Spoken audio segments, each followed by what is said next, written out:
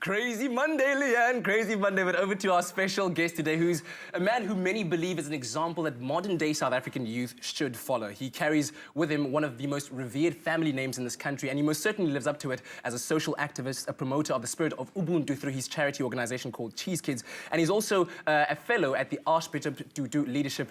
He also sits on the advisory council of the Public Sector Excellence Awards. He's on the boards of both Love Life and the Foundation for a Safer South Africa. A great South African, and a pleasure to have the man here with us this morning, Mr. Shaka Sisulu. Dude, how are you? I'm good, thank you. After that intro, I've got to take a break. Yeah. I've got to take a break. I really need to shorten that profile. Now, dude, I'm gonna... He's the guy who came on Espresso one day. He was there. I was there. I was an Espresso. But you're a writer, and Yeah. I want to kind of start this kind of off on a writing point of view. Shakespeare once said, "What is in a name?" And that you gotta bring Shakespeare. I gotta bring him up It's this time of the morning. 6 in the morning. I know, dude. Okay. But that question, "What's in a name?" yields a very interesting answer from you, and that you kind of highlight in the first chapter of your book, Becoming. Like, when you look at your name, Yeah. which you have been for the whole of your life, who are you? How does one begin to define who you are? Based on my name. Based on your name, because you carry with you through those two names a Yeah. great legacy.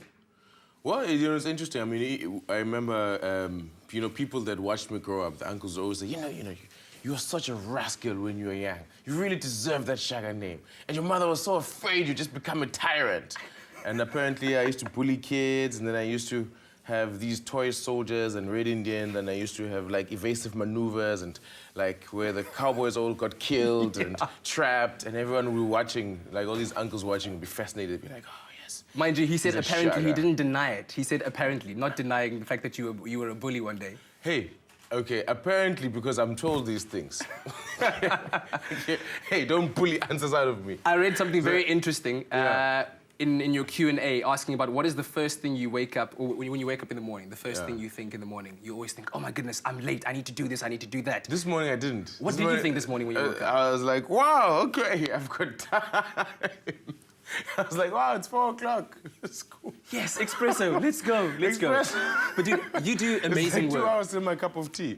You do absolutely amazing work through your organization, Cheese Kids. But I mean, obviously, way back in the day, it wasn't really the most kind of pleasant term to call someone. To say someone was a cheese kid was a kind of a, no, a cheese boy, cheese girl kind of thing. What conjured up the idea of Cheese Kids, calling it that, and what's the work that you do there? It was tongue-in-cheek. We didn't know that Cheese Kids would be what Cheese Kids is today. Yeah. So as I was saying earlier, I mean, we could have called it, 12 monkeys. For the army of 12 monkeys. So we had no idea that so many people would be talking about Cheese Kids as is today. Maybe we would have been more circumspect with the name, but really it was tongue-in-cheek. Because there was, it was a group of us, and the joke was, look at us, we're actually cheese boys, cheese girls, doing something for humanity. Yeah, so, Cheese Kids can also get involved, and that really was where it started. And to this date, would you say that your efforts have been successful in terms of how you measured them, how you wanted them to pan out? I read a blog from one of our members who was actually saying something like, all her life, people had, said this about her, but here, now suddenly it was cool, and suddenly it was a way of her to give back to, to her community and get involved.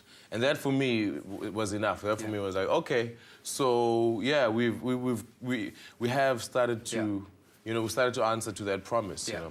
Now, you're not only making a difference in terms of Cheese Kids and the work you do there, but this book, dude, I believe is, like I said in the intro, kind of an example that that South African youth need to follow. It's a book that everyone must read. What would you say is your message that you want to deliver with this book when young people pick it up and they read it? There was just so many thoughts that were going on in my mind, just before I wrote the book. Yeah.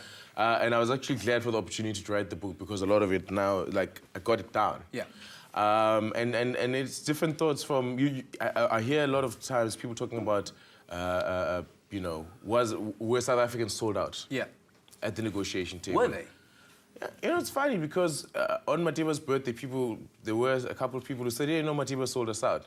And then I thought about this, and I remember a few weeks or a couple of months prior, de Klerk had been on TV. And then I heard around the same time Afrikaners with murmurs saying, this guy sold us out. So I thought to myself, well, if the Afrikaner leader and the black leader sold their respective people out, who sold whom out? Yeah. I think that's the point about compromise. It was always going to be a compromise. So there was always going to be something you're not going to get. And even if they got everything right, 20 years later, there'll still be stuff that we'd be saying, man, why didn't you guys get that right? Yeah. Man, you should have done that properly. Idiots. I love his humorous perspective of it. People are like, oh, they're very serious. But I mean, we kind of need to kind of take that point of view, I believe, in some instances. But we're going to be delving a bit deeper into this book as well. So stay tuned, because a bit later on, we'll also be chatting. He's going to be with us all morning long. We'll talk to him about what it's like. He's just kind of gone like this. We'll talk to him about what it's like being a Sisulu. We'll also find out what he has in common with Tad Leclose's dad. He actually has something in common with him. And we're also going to be challenging Shaka to our new game called Where's Bob Been? Stick around, we'll be right back.